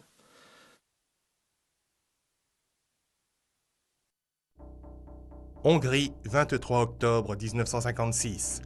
Les habitants de Budapest se soulèvent contre le gouvernement hongrois en place. Manifestation qui tourne rapidement à l'émeute insurrectionnelle. Les symboles de l'État communiste sont détruits. Les troupes soviétiques qui stationnent dans la capitale sont appelées en renfort par le pouvoir en place. 24 octobre 1956, soit le lendemain. Aimé Césaire, député communiste de la Martinique, principale figure issue des colonies, révolté par la position du Parti communiste français face à l'invasion hongroise, révolté par la non prise en compte par ce parti de l'évolution des Noirs et des opprimés de toute origine, publie une lettre à son secrétaire général, Maurice Thorez, et donne sa démission.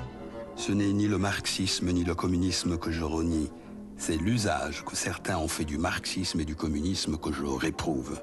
Ce que je veux, c'est que marxisme et communisme soient mis au service des peuples noirs et non les peuples noirs au service du marxisme et du communisme.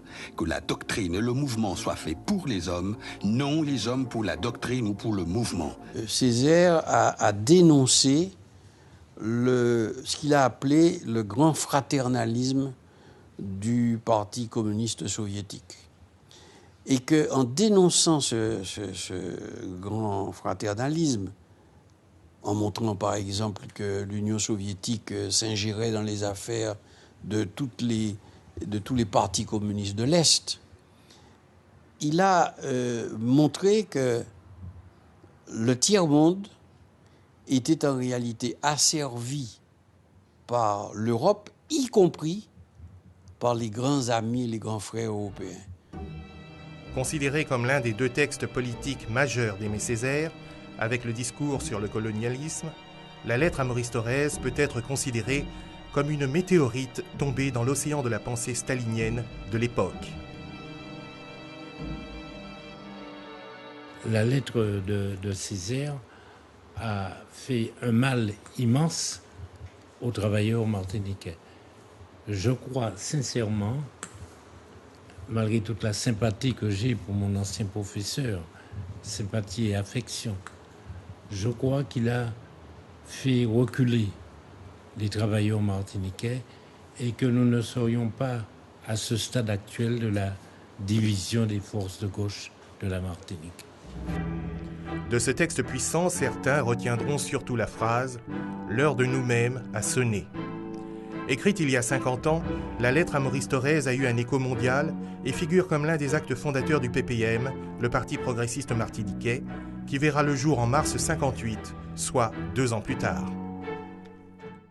Alors, Daniel Maximin, on entend effectivement cet acte politique, puisque c'est une lettre au secrétaire général du Parti communiste. Mais au fond, pour vous, c'est bien plus que ça. Ah oui. C'est une façon de retrouver une voix. Alors, dans la lettre, on trouvait juste un extrait qui me semble important, qui n'est pas dans le document que nous a confié Lina, puisque le texte est très long. C'est une lettre vraiment écrite. C'est là où on voit l'intellectuel à l'œuvre. Il dit « Un fait à mes yeux capital est celui-ci, que nous, hommes de couleur, en ce moment précis de l'évolution historique, avons, dans notre conscience, pris possession de tout le champ de notre singularité et que nous sommes prêts à assumer sur tous les plans et dans tous les domaines les responsabilités qui découlent de cette prise de conscience. » C'est ça. C'est pour ça que ça dépasse un texte universel, un peu comme Fanon, un peu plus tard, qui était un disciple de cette idée. C'est véritablement l'idée, personne ne peut faire le bonheur de l'autre à sa place. Ce fraternalisme dont parle Camille Darcière, qui était l'adjoint politique d'Aimé Césaire, là, dans le film, c'est la pire des choses en même temps. C'est ça. Le vieux paternalisme, au fond. Mais oui. Et en plus, le stalinisme, parce que Budapest, c'est juste après la lettre. Il n'a pas attendu des preuves de ce que j'appellerais le colonialisme de Staline. C'est une colonisation d'une partie de l'Europe asservie par l'armée, etc. C'est-à-dire le droit à l'autonomie, à sa propre identité était dénié au nom du fait qu'il fallait construire un grand bloc face au bloc des États-Unis. Et ça au prix des cultures, des pays, des peuples, etc. Or, ce que dit la lettre à Maurice Thorez, elle dit « Aucun peuple, aucun ne peut penser pour nous, ne peut se porter fort pour nous. » Et que c'est le droit à l'initiative qui nous était dénié, autrement dit, le droit à la responsabilité. Et il est temps de faire en Europe cette révolution copernicienne qui consiste à reconnaître l'égalité des autres dans le combat. Donc on est vraiment frères, et non pas grand frère, qui fait à la place de... C'est pour ça que le texte de la lettre à Maurice Thorez dépasse simplement la démission d'un parti, parce qu'il a une importance aux Antilles, puisque ça a été à ce moment-là l'effondrement du Parti communiste au profit de ce nouveau parti que Césaire a créé, mais ce n'est pas simplement un problème politique, c'était la reconnaissance par le peuple quand il est rentré, où il y a eu un meeting et tout ça. Et alors, ce qui était dit, c'est qu'il va être jeté à la mer par le peuple. Parce qu'on connaissait la force militante du parti qui menait les choses avec Césaire comme grand leader. Donc, Césaire est un traître. Il ne va pas pouvoir débarquer. C'est ça qui était... Et on l'a vu dans l'archive. Et là, il y a eu un assentiment populaire qui est la preuve de la maturité. La preuve du fait. Et donc, ça, c'était pour lui, chez lui.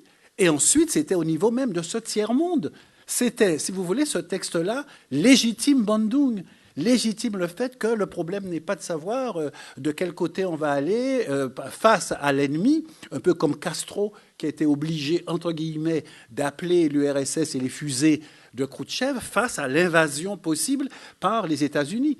Mais au-delà, c'est est-ce que ça va être une soumission ? Et donc, partout dans le monde, il y avait toujours cette idée-là. N'oublions pas qu'au moment où se faisait, juste après les indépendances africaines, c'est là qu'il y a eu les plus fortes invasions, comme au Congo, les parachutistes belges, 3 mois après l'indépendance, pour pouvoir dire, attention, non, vous êtes indépendants, mais le cobalt et l'uranium, c'est à nous.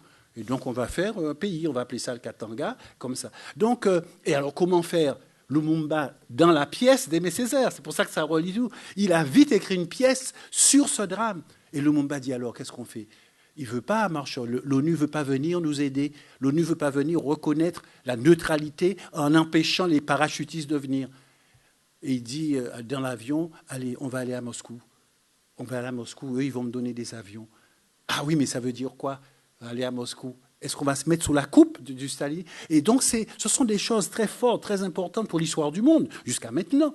À savoir, l'allié ne peut pas être un maître. Il faut qu'il accepte l'égalité pour être allié. C'est ça un peu le sens. Alors, Sarah Cavagno, ce schisme, justement, avec le mouvement communiste par rapport au combat afro-américain, de la négritude, de cette prise de conscience d'une parole singulière, d'une singularité dont Césaire et quelques autres sont les porte-drapeaux. Comment est-ce que vous l'analysez ? C'est un moment, là aussi, comme le discours sur le colonialisme, une étape suivante qui marque l'affirmation d'une singularité ? Il y a un moment, le moment est assez parallèle en Amérique du Nord, c'est-à-dire de la prise de conscience de ce que signifie la domination soviétique.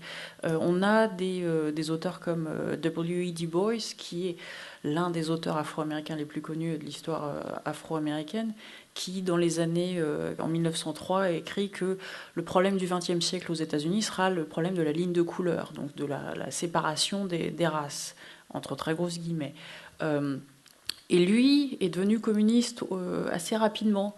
Et dans les années 40, il fait un passage en fait en Allemagne pour des études, après avoir passé quelque temps en tant qu'étudiant, et discute en fait avec un certain nombre d'activistes venant de différents pays justement qui commencent à être sous domination soviétique. Et il commence progressivement, c'est un processus assez long et assez lent, il commence à se retirer en fait de tout ce qui est rhétorique communiste. Mais il n'est pas le seul, c'est-à-dire qu'il y a eu un élan d'un certain nombre d'artistes afro-américains vers la rhétorique communiste, qui va aussi avec le fait que certains d'entre eux vont aller s'installer en Afrique, vont aller faire des voyages à Moscou régulièrement, vont être classés par le FBI en tant qu'ennemis de la nation, de fait. Ils vont avoir un certain nombre de problèmes et vont parfois décider qu'ils vont s'installer soit en Afrique, souvent au Ghana, comme Richard Wright, soit en Europe et souvent en France, où ils avaient du coup des relations avec le Parti communiste. Donc, ça devient une des passerelles, en fait, entre ces intellectuels, ces artistes, de différents endroits, mais une passerelle qui est temporaire et qui, à un moment donné, se rompt à peu près au même moment que quand Césaire écrit cette lettre à Torres. C'est-à-dire que la violence du régime communiste ne peut plus être dissimulée, que ce soit dans la Caraïbe, en Afrique, ou même aux États-Unis, où malgré tout les gens ont peu d'informations sur ce qui se passe dans cette partie du monde. Mais ils se disent que ça n'est pas possible, que ce modèle ne leur permettra pas de se libérer finalement, qu'ils ne pourront pas construire un nouveau type de société grâce à ça. Et Dans le même temps, ils ont un discours sur les stratégies adoptées dans le contexte américain, parce que quand Césaire parle d'assimilation, c'est l'une des voies qui a été développée et envisagée par Dubois et autres militants des droits civiques pendant la première partie du XXe siècle, mais ils savent très bien que c'est pas possible. C'est-à-dire qu'ils ne seront jamais réellement considérés comme des Américains à part entière, qu'il y aura toujours cette fameuse catégorie de race qui les empêchera de devenir l'Américain. Et on commence à chercher d'autres pistes, et on commence à lire d'autres auteurs. Alors, les lectures de Césaire et autres ont du mal à passer parce qu'elles ne sont pas traduites et que ces individus ne parlent pas, en fait, d'autres langues que l'anglais pour souvent, mais ils commencent à voyager beaucoup plus. Dubois fait des voyages à Londres, à Paris, à Berlin, pour justement connecter toutes ces personnes. Donc il y a effectivement le même type de rupture qui se passe au même moment, une espèce de désillusion.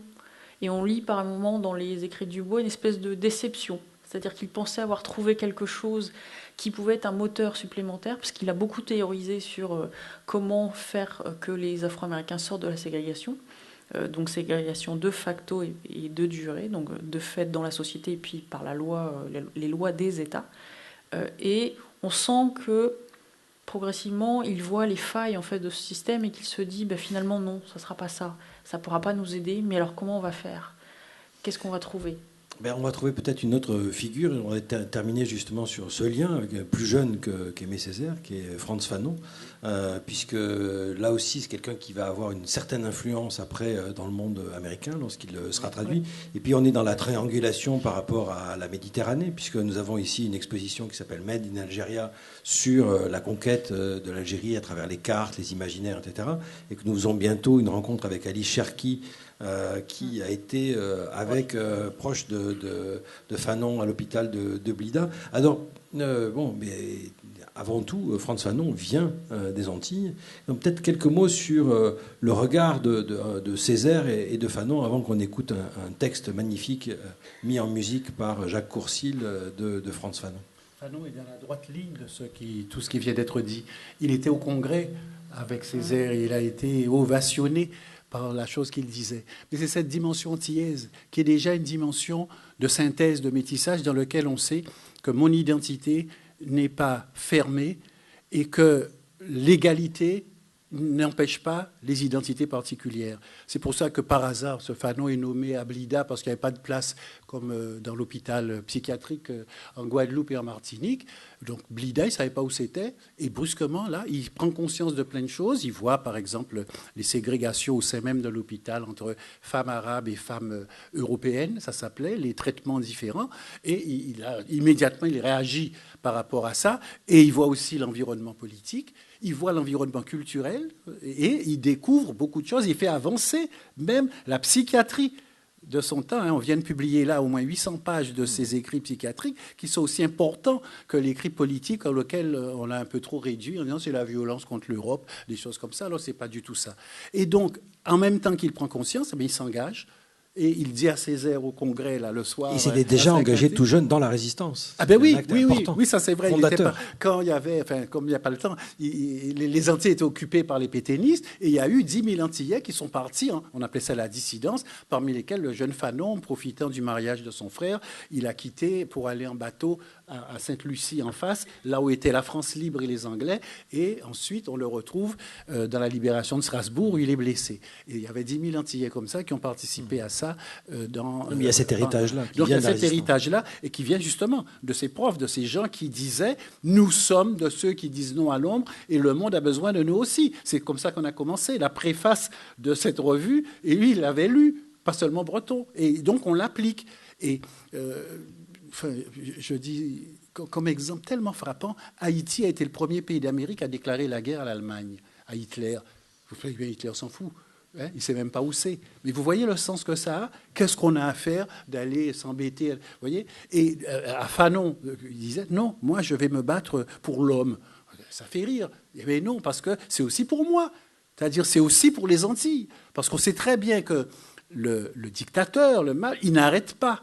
Voilà, c'est en ce sens-là que cette idée de Fanon rejoint cet engagement et dans lequel on ne fait pas de tranche en disant « Ah non, mais ça c'est des Européens, donc je ne me bats pas ». Il y avait plein de Caribéens et de Noirs américains dans la guerre d'Espagne, dans les brigades internationales.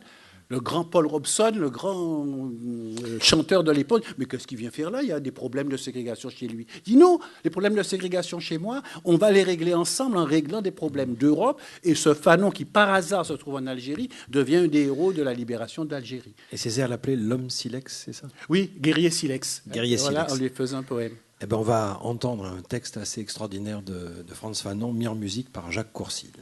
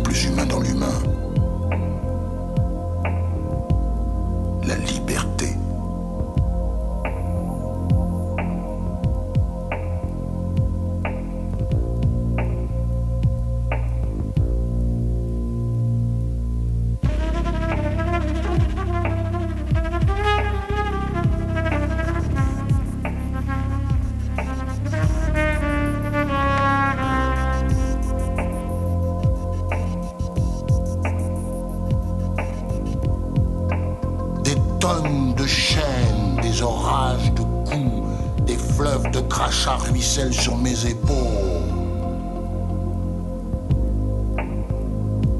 Je sentis naître en moi des lames de couteau. Et plus violente retentit ma clameur.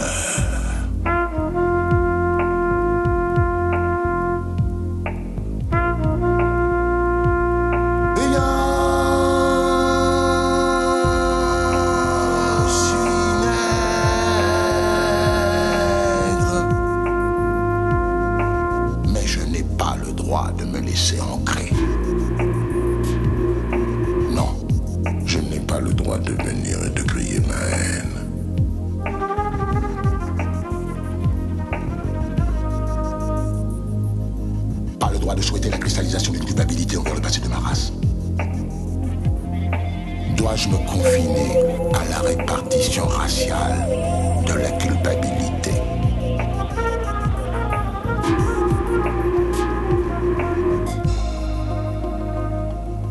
Non, je n'ai pas le droit d'être un noir.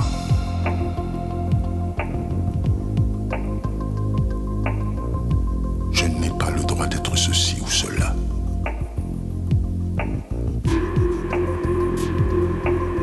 Le nègre n'est pas plus que le blanc.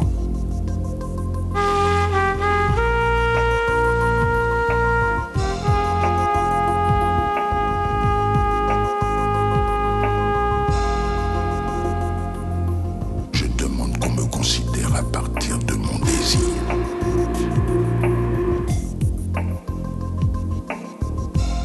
Je me reconnais un seul droit d'exiger de l'autre un comportement humain. Le malheur et l'inhumanité du blanc sont d'avoir tué l'humain quelque part.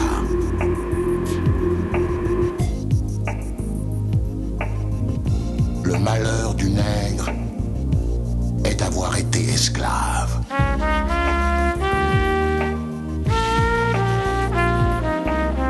Mais je ne suis pas esclave de l'esclavage qui déshumanisa mes pères. Je suis homme et c'est tout le passé du monde que j'ai à reprendre. La guerre du Péloponnèse est aussi mienne que la découverte de la boussole. Je ne suis pas seulement responsable de Saint-Domingue. La densité de l'histoire ne détermine aucun de mes actes. Je suis mon propre fondement.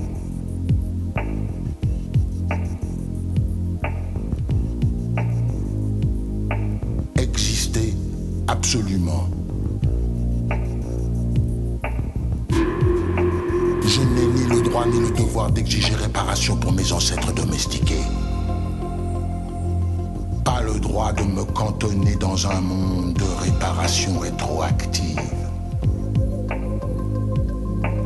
Je ne suis pas prisonnier de l'histoire. Il y a ma vie prise au lasso de l'existence. Il y a ma liberté.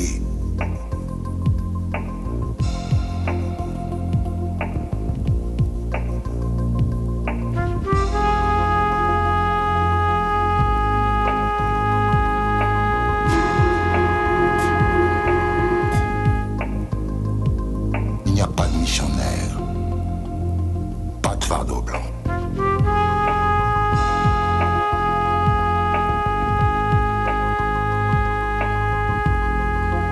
Pas d'éthique blanche, pas d'intelligence blanche.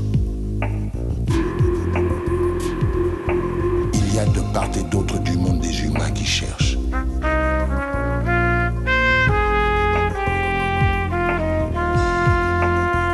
Oh mon corps, fait de moi toujours un homme qui interroge.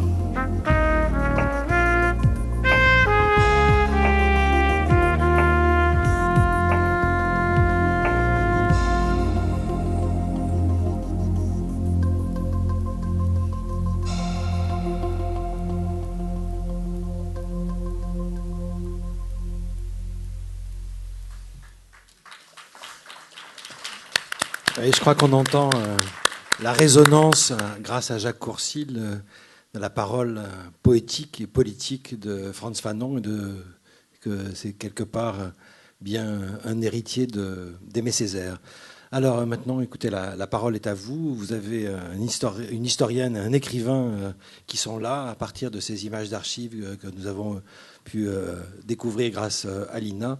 Donc n'hésitez pas, parce que je crois que ces questions, et on vient de l'entendre avec la voix de Jacques Courcil, ont une grande résonance par rapport à nos débats contemporains. Est-ce que vous souhaitez dire un mot par rapport à ce que vous avez entendu ? Juste ajouter deux phrases de Fanon qui ne sont pas dans l'extrait, et rappeler que pour moi, c'est un des plus grands textes du XXe siècle. C'est la conclusion de Peau noire, masque blanc. Ça s'appelle En guise de conclusion.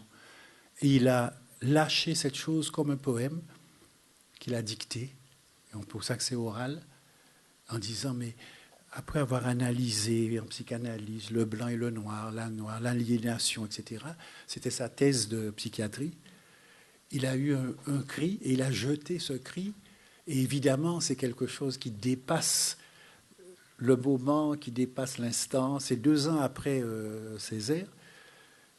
Et c'est quelque chose véritablement d'extraordinaire, parce que c'est un humain qui parle.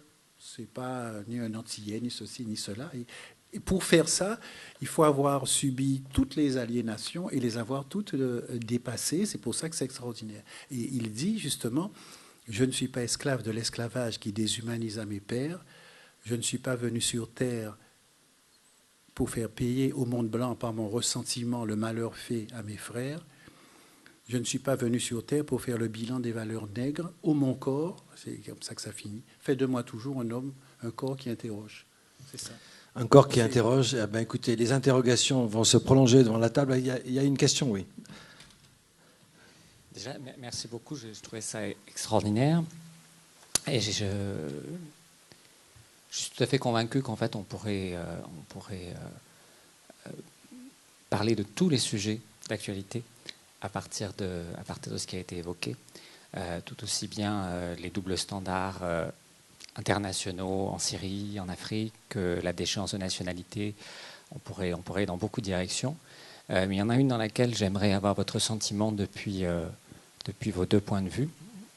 C'est celle de la présence du président Laurent Gbagbo à la Cour pénale internationale, dénoncée par Thabo Mbeki, dénoncée par beaucoup de gens d'ailleurs, par des journalistes spécialistes de la CPI, et comme situation où on va dans une impasse de l'absurdité du droit et une situation complexe de trahison de nos propres valeurs.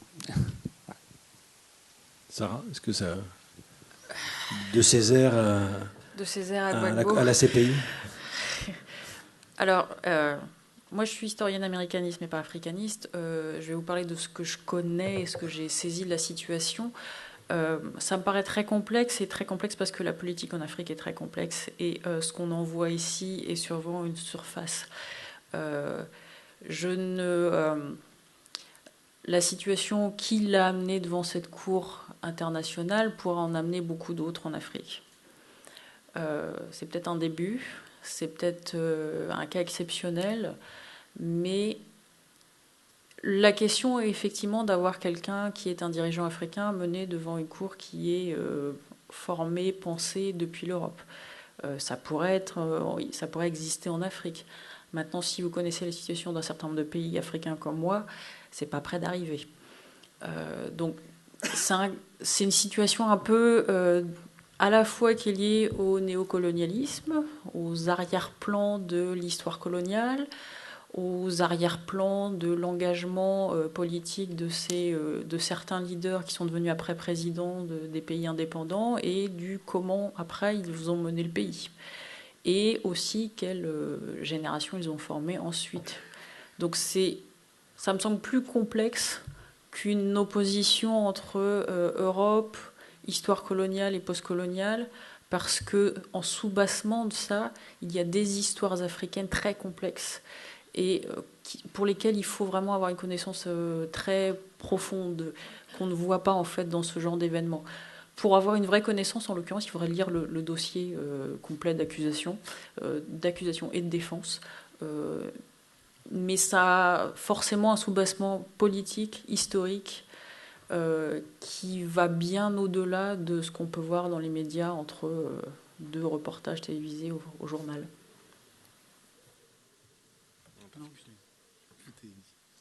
Alors, oui, monsieur, levez bien la main quand vous... Voilà. Bonsoir.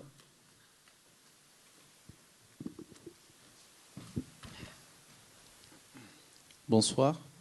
Tout d'abord, je souhaiterais adresser mes remerciements à toutes les personnes ici présentes et les personnes qui ont organisé cette conférence. Je m'appelle Majid Diallo, de la Guinée-Conakry, ingénieur en sécurité informatique, et je suis très content d'avoir assisté à cette conférence. Je souhaiterais juste poser une petite question par rapport à la situation de ce qu'on appelait avant la colonisation, telle que la voyaient des éminentes personnalités comme Césaire et ses camarades, et la situation que nous vivons actuellement par rapport à ce qu'on peut appeler la différence entre la vision de l'Afrique et de l'Africain par rapport à ce qu'on appelle l'Occident, qui parfois n'est pas à l'Occident. Donc, je souhaiterais juste poser une question, savoir, est-ce que, à votre avis, la colonisation, elle est terminée, ou bien elle a changé de forme? Question récurrente. Je vous remercie. En 1 minute 30. 1 minute 30. Ok. C'est un sujet énorme, à la fois qui est lié à tout ce qui est lié au néocolonialisme et aux représentations héritées, incorporées. Je vais vous donner un exemple universitaire, puisque j'ai qu'une minute 30. Enfin, peut-être moins.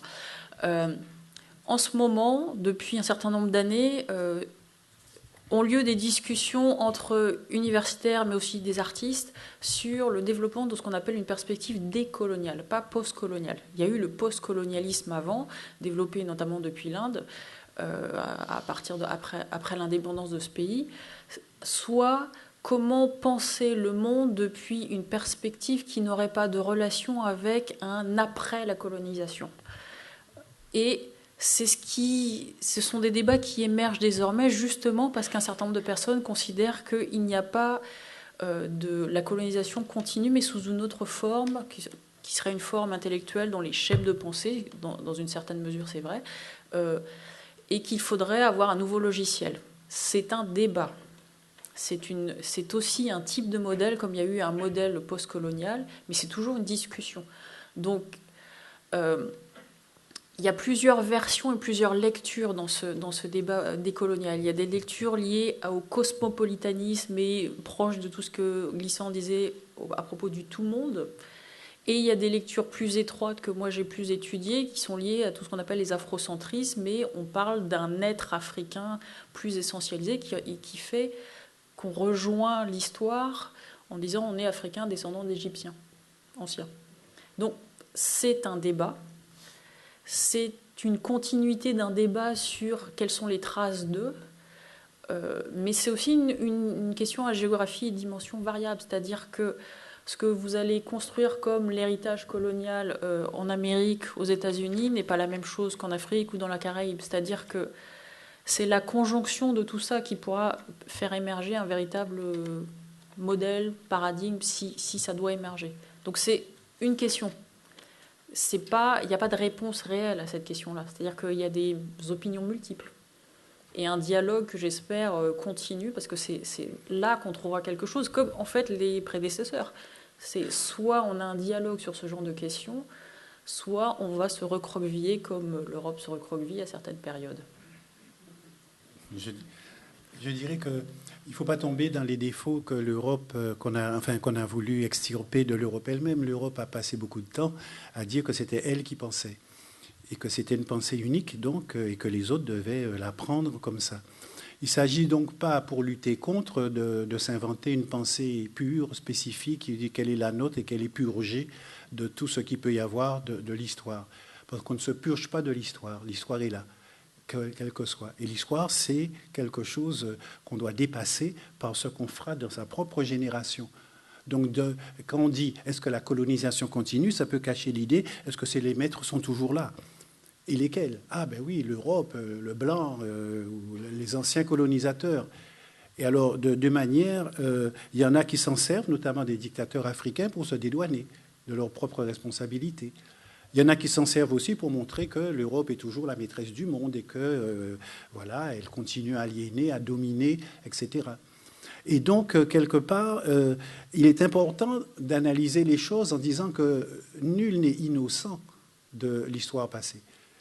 Nul n'est innocent et que donc il n'y a pas une espèce de victime, par exemple, qui serait composée de tous les colonisés du monde et qui ont vocation à être victimes permanentes et on va chercher par où passe toujours la présence du maître. On va toujours la trouver. Ça permettra d'oublier les propres responsabilités. Parce qu'encore une fois, la maîtrise et la domination n'ont pas de race. Elles n'ont pas de continent. Elles sont en chacun de nous. Chekhov disait, il est temps de se libérer, chacun de nous, de l'esclave qui est en nous. Et Césaire disait, nous descendons tous du maître et de l'esclave. Tous du maître et de l'esclave. Nous sommes, l'histoire, c'est ça. Et maintenant, c'est ce qu'on fait. Et donc, par rapport à ça, je crois que c'est important des consciences. Alors, c'est vrai qu'après qu'on est dans l'histoire ou dans les universités, on essaie de trouver des catégories. On a un post-colonialisme, un post, ah oui, mais ça veut dire que colonialisme ou là, puisque c'est post, c'est après, donc ça dépend, et ainsi de suite. Puis on essaie de trouver qu'est-ce qui pourrait nous faire échapper à quelque chose qui serait une catégorie préétablie. Mais nous avons tous des catégories préétablies. La question n'est pas de faire une table rase pour essayer de recommencer. Parce que la grande erreur, c'est toujours lorsqu'on pense qu'on peut repartir de zéro, c'est-à-dire les pires dictatures. Vous voyez, on va refaire le Cambodge mieux qu'avant, et donc on va tuer tous les Cambodgiens pour recommencer. Hitler a dit on va faire les Aryens pour recommencer une race nouvelle, etc. Ça fait partie de nos désirs, parfois de nos fantasmes, Et je crois que c'est important de ne pas analyser en ces termes-là, parce que la colonisation n'est jamais finie sur la Terre. Il y a toujours des gens, individus ou peuples ou dictateurs ou autres, ou pays, qui voudraient bien utiliser leurs forces contre d'autres. Ce qui compte, c'est de veiller où se trouvent les résistances. Et ces résistances ne sont jamais enfermées dans quelque chose. C'est ça la leçon du discours et la lettre à Thorez. Aucune pensée ne vaut que repensée par nous et pour nous. Ben, ça vaut pour les Français, ça vaut pour les Guinéens, ça vaut pour les Algériens, ça vaut pour les Cubains, ça vaut pour tout le monde. Et non pas un groupe face à un autre qui, lui, ne penserait pas comme ça. C'est en cela que c'est universel. Ce que dit Frantz Fanon et qu'on a entendu et qui nous touche tant, c'est parce que ce n'est pas pour les Noirs qui dit ça. Ce n'est pas pour l'Afrique, ce n'est pas pour le XXe siècle. C'est une pensée profonde qui remonte à un certain nombre de choses qui sont les fondements même de ce qu'on appelait justement nos droits de l'homme. Eh bien, cette pensée, on pourra la trouver dans les livres de Daniel Maximin et je pense aussi les vôtres qui sont sur la table de libraire. Merci pour votre écoute, bonne soirée et à bientôt.